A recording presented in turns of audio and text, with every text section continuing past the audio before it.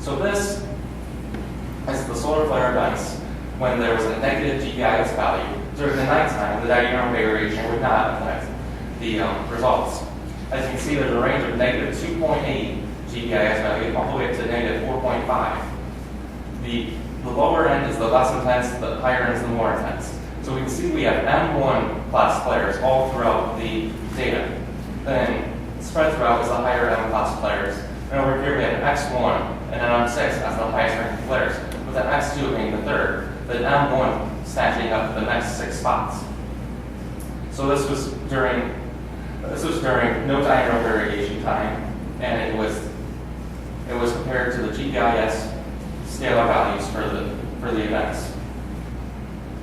So this is graph 2. This is for when the magnetic field was strengthened by the solar flare events. We can see that there's a much higher range. Rather than negative 2.8, it starts at 3.7. And negative 2.8 and 2.8 would be equal in intensity. It's just the matter of whether they're positive or negative, increasing or decreasing the strength of their magnetic field. So we can see here it's a much higher strength during the nighttime when there's a positive event. This is usually occurring because most flares are negative, and when it's a positive event, it has to be really strong in able to do that. So this right here is when there was a negative GPIS value, so when the field's strength was weakened, and it was during the daytime, during the diurnal variation. We can see that there's a much broader range of GPIS values, but there was only one in the lower end, but the rest of them were negative 3.8 to negative 4.4. And this shows that the diurnal variation greatly would have skewed the other results by inserting false data, not really false data, but strengthened data that would have skewed the results towards saying that there was a correlation, which, as you've seen in a couple seconds, there's not. This data is skewed left, it's during the daytime, so this is affected by the diurnal variation. This is positive values. So we can see that there's M1 flares all across again, with an M6 here, an M9 there, and an M8 there, with an M3 right here. These are all pretty weak flares, but they did do their fair share of damage to the magnetic field, but due to the positive influence of them, they actually helped the magnetic field and strengthened it against other events. So this is in reference to graph 1. This is the negative values of the GPIS compared to the X-ray solar classifications. We can see here that there's a negative trend, and there's an R-squared value of 0.2391. So just a quick refresher on R-squared values. Anything over a 0.7 is a strong correlation. Anything between a 0.5 and a 0.7 is a mild correlation. Anything from a 0.3 to 0.5 is a weak correlation. But anything below a 0.3, you can say that there's no correlation. So here we can say that there's no correlation between the GPIS values and the classification of solar flares during the nighttime. And that was when it was negative. And this is when the values are positive. And we can also see a negative trend here and a 0.1638 R-squared value. This also agrees with the last graph saying that there's no correlation. This is even a much weaker correlation than the one before it. This is on the negative values during the daytime. As you can see, there's one outlier up here. It's the weakest one. These are the rest of the group to the right. But there was a 0.0464 R-squared correlation, which is even the weakest one we have here, and it shows that there's no correlation between the two variables. And last but not least is the positive values during the daytime. This has a much stronger correlation than the one before it, but it's still 0.0862, which leads us to conclude that there's no correlation between these two variables either. So conclusion, the graph shows that there's no clear correlation between GPIS values and those classification values. So the hypothesis was supported by the results of the graphs. The R-squared values of the graph shows that statistically there's almost no correlation between the two.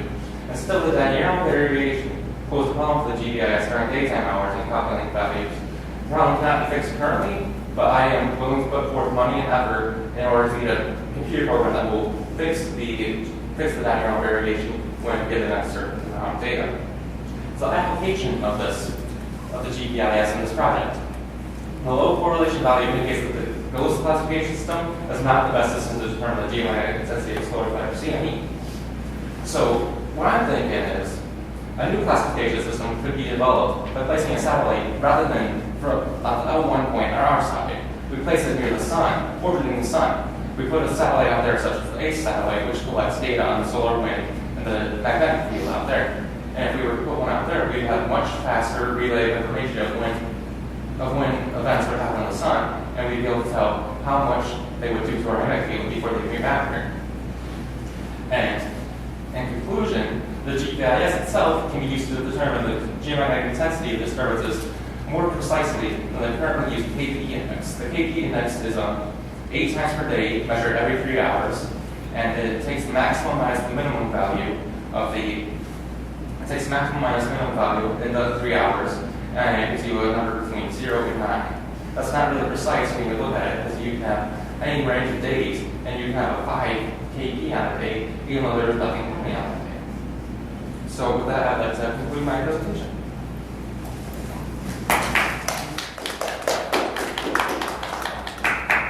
Questions? Stuff. Thank you. Very good job. I guess my first question is, can you explain how you came to make the hypothesis that there would be no correlation between the GOES and the GPS? It turned out to be correct, the hypothesis that you made. Well, it turns out I had a help on that. Okay. I read this paper, and it said that the X-ray flux could be different depending on the flare. So it's not really the X-ray flux of the flare that makes it the strength of it. It's the type of the flare. There's 3 different types: a double loop, a regular loop, and a rising loop. And these different types cause different types of CMEs, and they'll cause different strengths of CMEs. So it's not really the X-ray flux of the flare; it's the type of the flare, which we currently are not really fond of using.